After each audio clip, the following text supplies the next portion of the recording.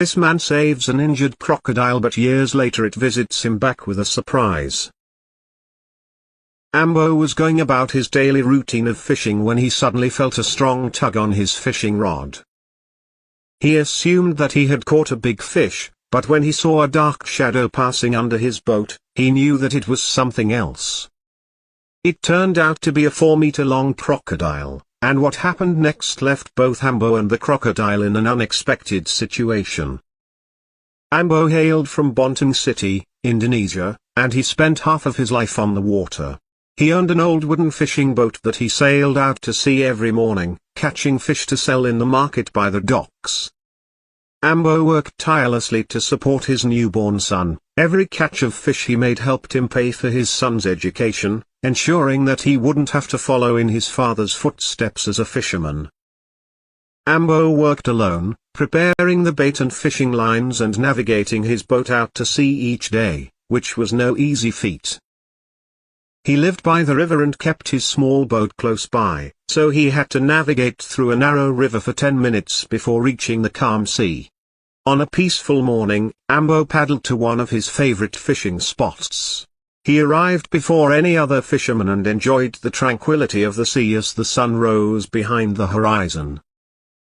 However, if he had known what awaited him in the water that day, he might have reconsidered getting into his boat.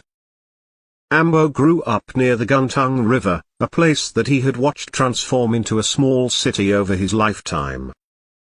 When he was a boy, he and his father would sit in their boat for hours without seeing another soul.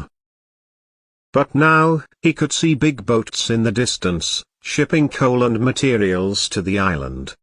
Although it meant more money for the local economy, it also caused more pollution in the river.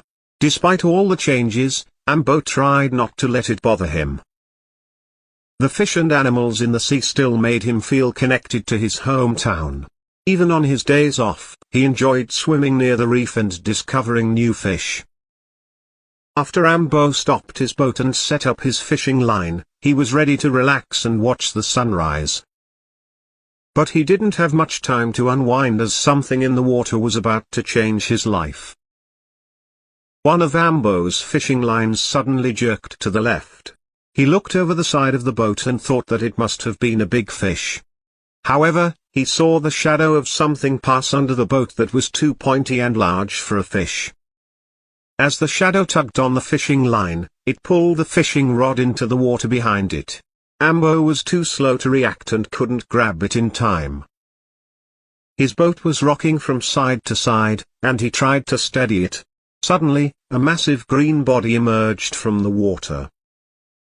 In between the splashes of water, Ambo saw that it had jagged, pointy teeth, and even its skin looked sharp. He realized that it was a crocodile. Although Ambo had seen crocodiles before in shallower water, he had never expected to see one this far out from the swamp.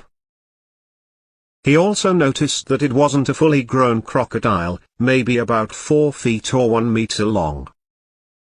As it twisted and turned in the water, he could see that a big plastic bag was caught in its mouth, and the animal appeared to be choking. Without thinking twice, Ambo jumped on top of the treacherous crocodile and started pulling its mouth open with his hands. The two went above and below the water as the small fisherman wrestled with the predator. But years of pulling his boat out to the river had made Ambo strong. After just a few seconds, he was able to pull the plastic out from the crocodile's mouth, saving the animal from certain demise.